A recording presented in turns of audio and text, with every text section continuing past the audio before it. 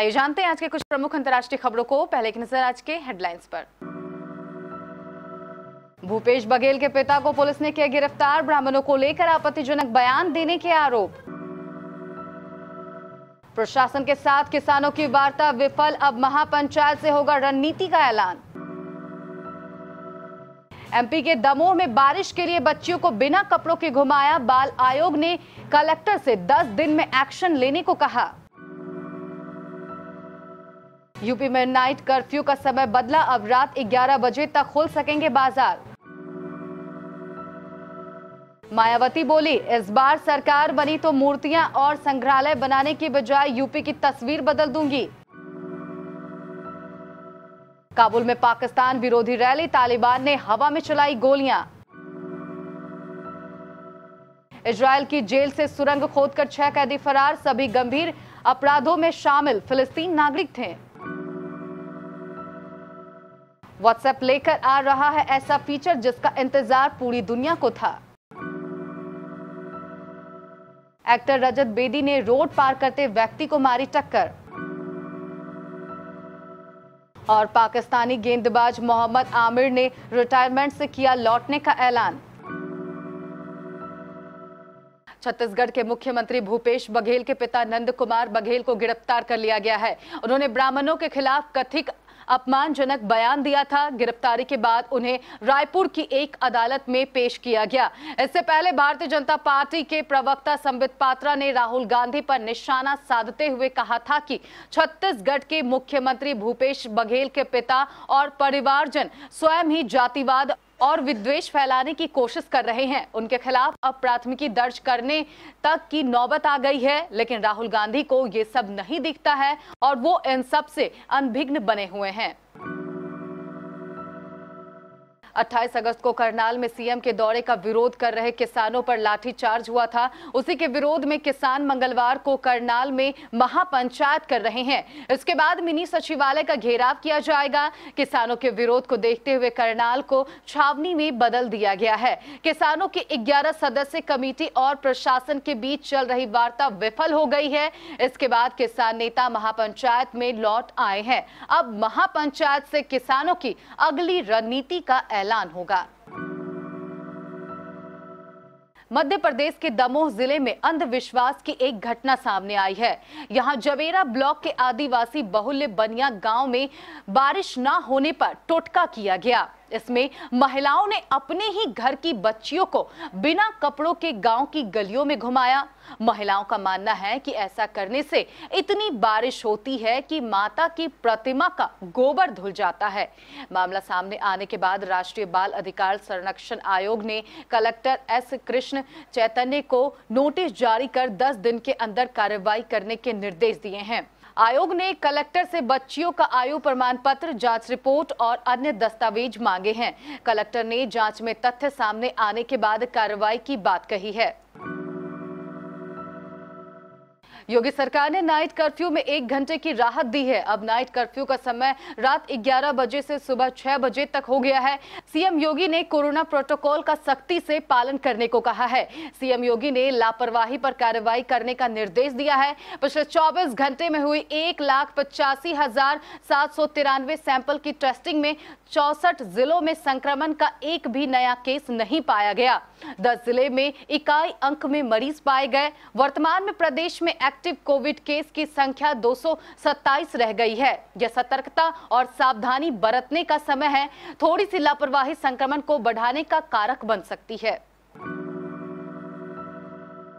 बसपा की राष्ट्रीय अध्यक्ष और पूर्व मुख्यमंत्री मायावती मंगलवार को लंबे समय बाद किसी सार्वजनिक कार्यक्रम में नजर आई। लखनऊ में आयोजित बसपा के प्रबुद्ध वर्ग सम्मेलन के समापन समारोह को उन्होंने संबोधित किया।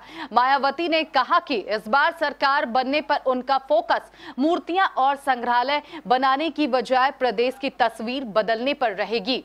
मायावती ने भाजपा पर भी निशाना साधते हुए कहा कि ये लोग एक भावी जी को लेकर घूम रहे हैं जो भाजपा के लिए माहौल बना रही है। भाजपा चाहे जितनी भावियों को लेकर घूम ले, लेकिन उनकी सरकार नहीं बनने वाली। अफगानिस्तान की राजधानी काबुल से मिल रही रिपोर्टों के मुताबिक शहर की सड़कों पर इस समय विरोध मार्च निकाला जा रहा है। इस विरोध प्रदर्शन में अफगान महिलाएं और नौजवान अपने अधिकारों की मांग करने के साथ साथ पाकिस्तान विरोधी नारे भी लगा रहे हैं। प्रदर्शनकारियों ने अल्लाहू अकबर, हमें एक खुद मुख्तार मुल्क चाहिए, हमें पाकिस्तान की कठपुतली सरकार नहीं चाहिए, पाकिस्तान अफगानिस्तान छोड़ो जैसे नारे लगाए। ये प्रदर्शनकारी राष्ट्रपति भवन तक पहुंचने की कोशिश कर रहे हैं, लेकिन तालिबान लड़ाके प्रदर्शनकारियों को तितर बितर करने के लिए हवा में फायरिंग कर रहे हैं। इजरायल के सबसे सुरक्षित माने जाने वाले गिलोबा जेल से 6 कैदी फरार हो गए हैं। घटना सोमवार सुबह सामने आई। भागने वाले सभी कैदी फिलिस्तीनी नागरिक थे और इन पर हत्या और हत्या के प्रयास जैसे गंभीर मामले दर्ज थे। इजरायल के प्रधानमंत्री नेफ्ताली बेनेट को मामले की जानकारी दे दी गई है। इसके कुछ देर बाद उन्होंने कैबिनेट में इस पर विचार किया। कुछ देर बाद मामले की उच्च स्तरीय जांच के आदेश जारी कर दिए गए। व्हाट्सएप आज दुनिया में सबसे ज्यादा इस्तेमाल किया जाने वाला इंस्टेंट मैसेजिंग ऐप है। व्हाट्सएप में कई ऐसे कमाल के फीचर्स भी हैं, लेकिन व्हाट्सएप यूजर्स की नए नए फीचर को लेकर होने वाली मांग कभी खत्म नहीं होने वाली है। व्हाट्सएप भी अपने यूजर्स की मांग को देखते हुए समय समय पर नए नए फीचर्स पेश करते रहता है। अब खबर है कि व्हाट्सएप प्राइवेसी सेटिंग को लेकर एक ऐसे फीचर पर काम कर रहा है जिसका इंतजार सिर्फ आपको ही नहीं बल्कि पूरी दुनिया को बेसब्री से था। WhatsApp last seen, profile photo और अबाउट को लेकर एक नया अपडेट जारी करने वाला है। नए फीचर की टेस्टिंग बीटा वर्जन पर हो रही है। नए अपडेट के बाद यूजर्स खुद तय कर पाएंगे कि लास्ट सीन, प्रोफाइल फोटो और अबाउट को कौन कौन से लोग देख सकेंगे और कौन कौन से नहीं। सीधे शब्दों में कहें तो आप इसकी सेटिंग्स ठीक उसी तरह कर सकेंगे जिस तरह फिलहाल आप अपने स्टेटस की सेटिंग करते हैं। रजत बेदी एक्टर है, कई फिल्मों में निगेटिव रोल निभाए हैं। आपने इन्हें कोई मिल गया, इंटरनेशनल खिलाड़ी, पार्टनर जैसे फिल्मों में देखा होगा। खबर के मुताबिक रजत के खिलाफ आईपीसी की धारा 279 और 338 और मोटर व्हीकल एक्ट के तहत एफआईआर दर्ज हुई है। ये एफआईआर मुंबई के डीएन नगर पुलिस थाने में दर्ज हुई है। सोमवार 6 सितंबर के शाम रजत बेदी ने कार से सड़क पार करते एक व्यक्ति को टक्कर मारकर घायल कर दिया। इस टक्कर में रोड पार कर रहे व्यक्ति के सिर के पीछे गंभीर चोटें आई। टक्कर में घायल पीड़ित का नाम राजेश है, जिसकी उम्र 40 साल है। खबर के अनुसार पीड़ित राजेश शाम को अपने काम से घर लौट रहा था। सड़क पार करते वक्त वो नशे में धुत था। टक्कर के बाद रजत गाड़ी से उतरे और पीड़ित को ले जाकर तुरंत कपूर हॉस्पिटल में एडमिट करवाया। हॉस्पिटल में एडमिट करवाने के बाद रजत ने पीड़ित के परिवार को सूचित किया, साथ ही पीड़ित की पत्नी को हर संभव मदद का वादा किया।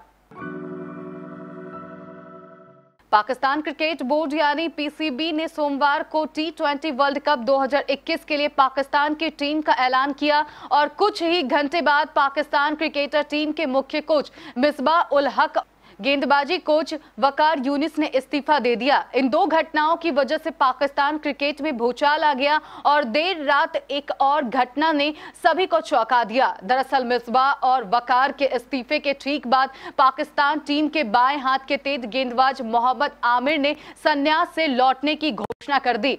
मोहम्मद आमिर ने पाकिस्तान क्रिकेट बोर्ड के प्रबंधन के साथ टकराव को लेकर अंतर्राष्ट्रीय क्रिकेट से विदाई लेने के अपने फैसले को वापस ले लिया है। यह घोषणा मुख्य कोच मिसबाह उल हक और गेंदबाजी कोच वकार यूनिस के बाद आमिर ने की है।